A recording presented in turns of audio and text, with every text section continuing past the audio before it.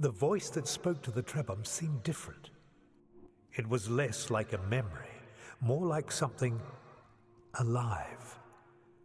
But there were so many other voices too, lost in this place.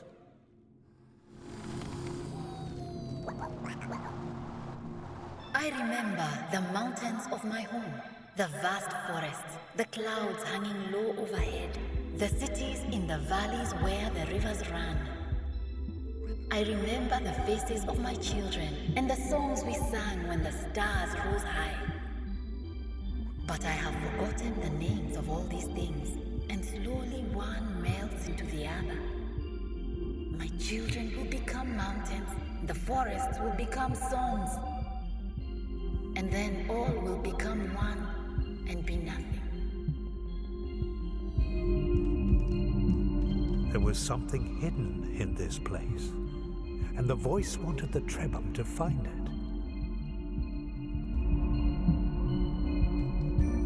I remember a city built in the desert in defiance of thirst. When night fell, it shone like a jewel, and even the stars envied its brightness. Poets and scientists gathered from around the world, and its great observatories scoured the sky for wisdom and beauty. That is where we first saw the new star. Each voice was a memory, a song from a forgotten time, slowly fading.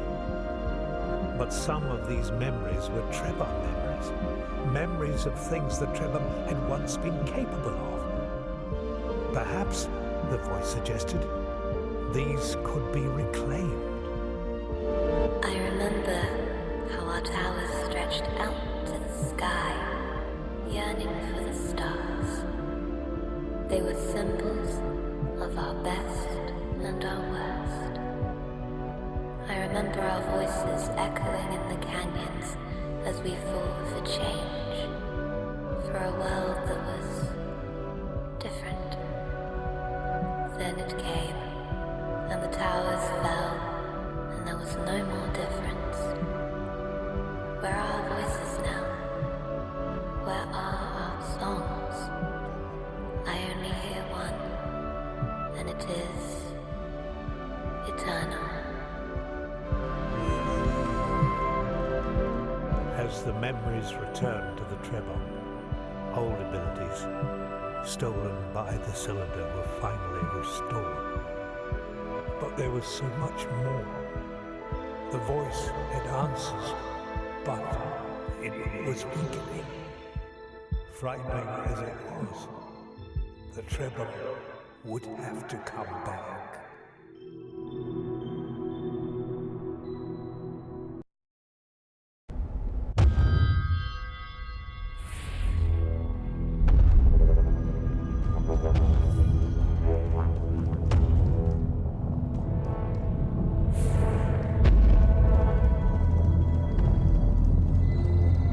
This was a place of death and nothingness.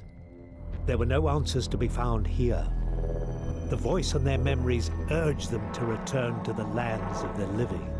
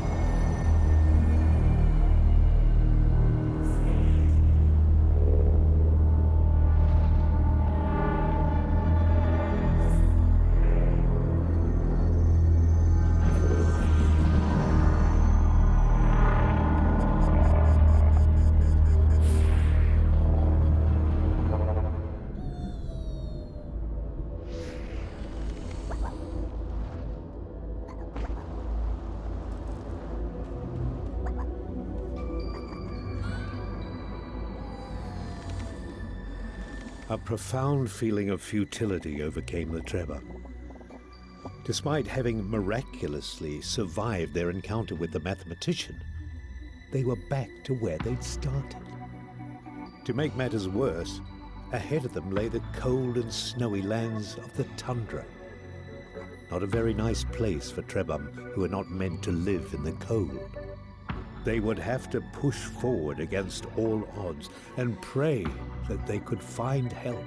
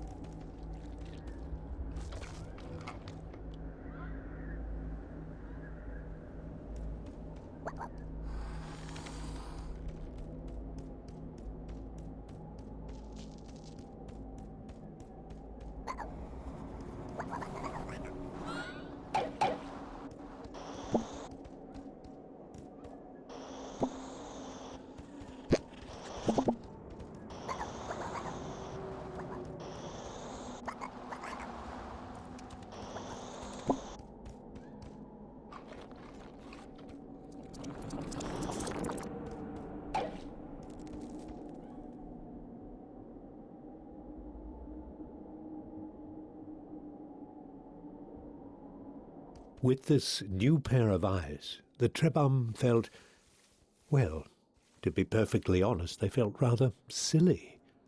But despite that, the voice in their minds told them, with these eyes they could learn much about the creatures they encountered. The voice was glad about this. It was knowledgeable in the manner of animals, and now it could contribute its wisdom to their memories.